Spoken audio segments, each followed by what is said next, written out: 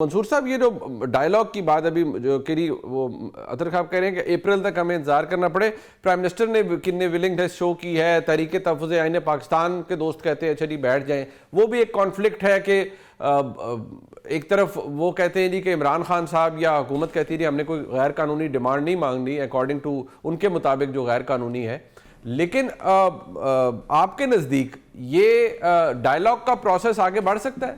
मेरे ख्याल में मुनीब साहब मिडिल ग्राउंड की तो मुझे कोई गुंजाइश फिलहाल नजर ही नहीं आ रही, क्योंकि देयर आर पोल्स अपार्ट। या तो पोल्स कोई मिलते जुलते हो ना कि आप समझ लें कि हाँ जी कोई मिडिल ग्राउंड कोई निकल सकता है। इमरान, असल बात यह है कि इमरान खान साहब की रिहाई है, पाकिस्तान तहरीक इंसाफ को और क्या चाहिए? इमरान खान साहब की रिहाई चाहिए, और वो रिहाई गारंटी के बगैर नहीं होगी। गारंटी कौन देगा? इमरान खान साहब के कंडक्ट के हवाले से या अल्फाज के हवाले से या किसी ऐसी जाजी तहरीक के हवाले से कौन गारंटी देगा इस हुकूमत को? कोई भी नहीं देगा। जब वो गारंटी नहीं मिलेगी तो मेरा नहीं ख्याल कि हुकूमत जो है वो किसी किस्म की डील करने में वो इंटरेस्टेड होगी। मुझे तो ये सारा मामला फिलहाल नॉन स्टार्टर नजर आ रहा है। अच्छा, ये एक नॉन स्टार्टर है।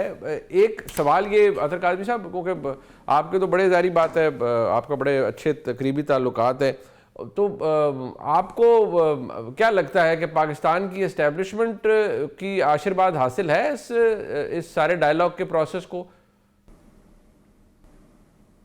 मैं ज़ोरान ममदानी हूँ, मेरे किससे ताल्लुकात हैं भाई? मेरे मुनीब भाई, मतलब इस्टेब्लिशमेंट का जिक्र कर रहे हैं इधर से। मसला है कि हमारे तो हम तो इस पे कोई तजिया तबसरा ही कर सकते हैं। देखें, टू बी ऑनेस्ट, मुझे जिस तरह मैंने पहले भी अर्ज़ किया और मैं काफ़ी हद तक मंसूर भाई से एग्री करता हूँ कि मुझे कोई बहुत ज़्यादा तब्दीली होती भी नज़र नहीं आ रही। हाँ, अगर कोई मेरे ताल्लुकात में बैठा हुआ है तो मेरी तरफ से फिर उसको जवाब है कि ऐसा कुछ नहीं होना।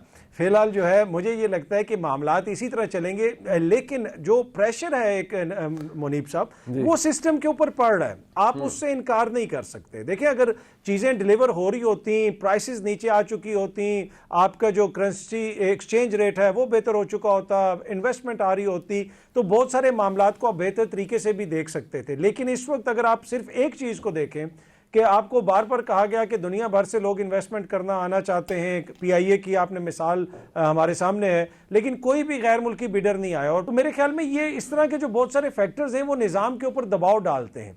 अब कब तक निज़ाम इसको सस्टेन कर सकेगा?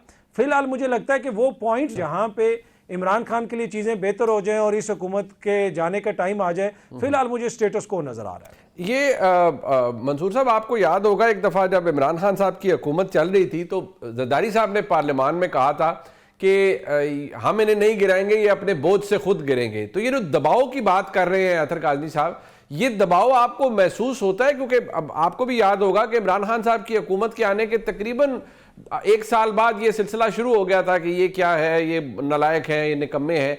अभी तक ये चीज़ हमें सुनाई उस तरह से नहीं दे रही। अपोजिशन ज़रूर कहती है, लेकिन जारी बात है जो पावरफुल क्वार्टर्स हैं वहाँ से ये गुफ्तगू तो अभी तक ऐसी कोई सुनाई नहीं दे रही। सो आपको लगता है कि द बर्डन इज़ ऑलरेडी, मतलब there is a burden on obviously on the people who are जो इस पूरे निज़ाम को कंट्रोल कर रहे हैं? देखिए, मेरे ख्याल में ये फ्रिक्शन पॉइंट्स तो हर गवर्नमेंट के दरमियान होते हैं, गवर्नमेंट और एस्टैब्लिशमेंट के दरमियान होते हैं, लेकिन कोई ऐसा फ्रिक्शन पॉइंट जिसकी वजह से एक्चुअली मतलब पार्टनरशिप जो है वो टूट जाए, या जिस तरह हमने शुरू में सबसे पहले आगाज किया था कि जनाब कोई वंडर बॉय जो है वो आ जाए और वो आके इस निज़ाम को आगे लेके चले, किसी किस्म के वंडर बॉय को अगर लाने की कोशिश की गई तो जो मौजूदा निज़ाम चल रहा है वो भी तहस नहस होकर रह जाएगा। मेरा नहीं ख्याल कि इससे बेहतर ऑप्शन एस्टैब्लिशमेंट को कोई मिल सकती है। अगर वो इवन मैं तो as a matter of fact मैं कहता हूँ कि जिस तरह अक्सर पाकिस्तान में हर थोड़े अरसे के बाद जो है वो एक डिबेट स्टार्ट हो जाती है, प्रेसिडेंशियल रूल होना चाहिए, प्रेसिडेंशियल रूल कर लें तो उससे चीजें जो है वो रिजॉल्व हो जाएंगी। मेरे ख्याल में अगर इसकी भी कोई अटेम्प्ट की गई तो वो भी बड़े खौफनाक किस्म के रिजल्ट जो है मेरे ख्याल में देगा। मेरे ख्याल में एस्टैब्लिशमेंट की फिलहाल बेस्ट बेट जो टीम ऑलरेडी बैठी हुई है, इससे बेहतर बेट जो है या इससे बेहतर टीम मेरे ख्याल में इन्हें फिलहाल मिल नहीं सकती, अनलेस और अनटिल ऑब्वियसली कि एक बड़े वाइड स्कोप के ऊपर जो है वो पाकिस्तान तहरीक इंसाफ को भी बीच में शामिल किया जाए, कोई कौमी हुकूमत जो है बनाने की तरफ अगर बात गई तो फिर हो सकता है कि कोई तब्दीली आ जाए, वरना इसके अलावा तो मुझे कोई डेवलपमेंट होती नजर नहीं आती इस मामले में। अच्छा, ये आखिरी सवाल है, मैं आप दोनों से पूछना चाहूँगा। अतर साहब, पहले इसका जवाब आप दीजिएगा। आपने एक बदकिस्मत रुझान देखा है कि सियासत के अंदर जो गुफ्तगू का जिसका अब जो अल्फाज इस्तेमाल होते हैं वो बड़े ऐसे हैं जो बिल्कुल भी उनमें शाइस्तगी नहीं है, बल्कि बहुत बिलो द बेल्ट चले जाते हैं। ख़वातीन के हवाले से बड़ी गंदी और गलीज़ ज़बान इस्तेमाल की जाती है। पंजाब असम्बली के अंदर जो मीना खान आफरीदी ने कहा, सवाल उनसे जिसने भी पूछा, वो सहाफ़ी है, सहाफ़ी के सवाल पर उन्हें एतराज़ है, वो जो, लेकिन उसके एंड में टारगेट एक खातून को किया गया। यहाँ पर जो शफी जान साहब के साथ मामला हुआ, इन्होंने कहा जी कि हमें जंगली कह के बुलाया गया है, तो फिर जो उन्होंने गुफ्तगू की वो भी नहायत काबिल एतराज़ थी। ये who is to be blamed for it? क्या एक कोई इसमें आपको लगता है दोनों साइडों की गलती है, या कम अज़ कम ये ज़रूर होना चाहिए कि जहाँ ख़वातीन हो वहाँ हमें एक ख़ास हदूद के अंदर ही बात करनी चाहिए, हमें उससे आगे नहीं बढ़ना चाहिए? देखिए, इसमें कोई दो राय नहीं, सबको एहतियात से काम करना चाहिए, एहतियात से बात करनी चाहिए, और जो भी करे उसकी मजम्मत करनी चाहिए। लेकिन मेरी नज़र में ये कोई नया ट्रेंड नहीं है। जो ये सब्जेक्टिव किस्म की आउटरेज है ना, जो फिट्स ऑफ मोरालिटी एकदम से पढ़ना शुरू हो गए। कुछ दिन पहले एक मोजिज़ लीडर की कपड़ों के हवाले से, उनके जूतों के हवाले से, उनके बैग्स के हवाले से तनकीद हो रही थी, तो एक हुकूमती वजीर ने कहा था कि जो तनकीद कर रहे हैं उनकी अपनी माएँ तो खुदा न खास्ता शायद कपड़े ही नहीं पहनती। ये इसी मुल्क में कहा गया ना। और उसके अलावा जिस किस्म की जुबान इस्तेमाल होती है, आप 90s से देख लें, आप 80s में देख लें, बेगम नसीम वली खान साहिबा को क्या कहा जाता था, शहीद बीबी को क्या कहा जाता था।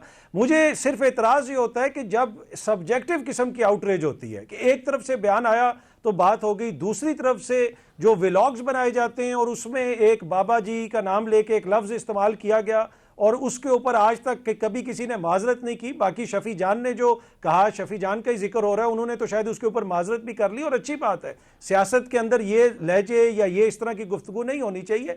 लेकिन ये जो यकतरफा ट्रैफिक है ना, कि इधर से आप जादूगरनी भी कहें, इधर से आप पिंकी भी कहें, इधर से आप पीरनी भी कहें, आप उसकी बेगम के खिलाफ पूरी कंपेन चलाएं, आप जो है उसकी माहवारी के ऊपर टेलीविजन प्रोग्राम भी करें, लेकिन दूसरी तरफ से जो कोई बात आ जाए तो उस पर हम सबको इखलाकियात के दौरे पड़ना शुरू हो जाए। इन दौरों के ऊपर मुझे एतराज़ है, और वो जो जुबान दोनों तरफ से इस्तेमाल होती है उस पर यकीनन हम सबको एतराज़ होना चाहिए। अच्छा, ये जो मंसूर साहब, मैं I would like you to reflect on this, ये क्या सब्जेक्टिव मोरालिटी ये भी एक प्रॉब्लम है, या ये इशू नहीं है, और इशू ये है कि जो गलत किसी के हवाले से भी हो वो गलत होता है? जहाँ तक मेरे ख्याल में बुशरा बीबी साहिबा का जो केस था, वो जो इद्दत में निकाह वाला केस था, वो तो खैर मुझे बाकियों की तो मैं नहीं कह सकता, लेकिन हम तीन जो इस वक्त इस प्रोग्राम का हिस्सा है, हम में से तो कोई ऐसा नहीं है जिसने इसके ऊपर कहा, ये ना कहा हो कि बड़ा एक बेतुका और बड़ा ही फजूल किस्म का केस बनाया गया।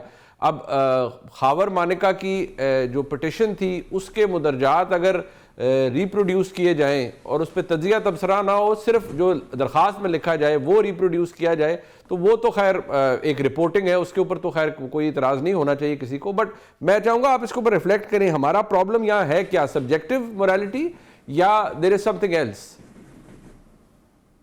अब मुनीब साहब खुल के बात करते हैं। सब्जेक्टिव मोरालिटी तो हकीकत है, लेकिन जाहिर बात है जिसका जिस जमात के साथ जो है वो इश्तराक है, इत्तेहाद है, जो पसंद है, उसकी कहीं भी बातों के ऊपर अगर तनकीद की भी जाती है तो अल्फाज को सॉफ्ट करके तनकीद की जाती है।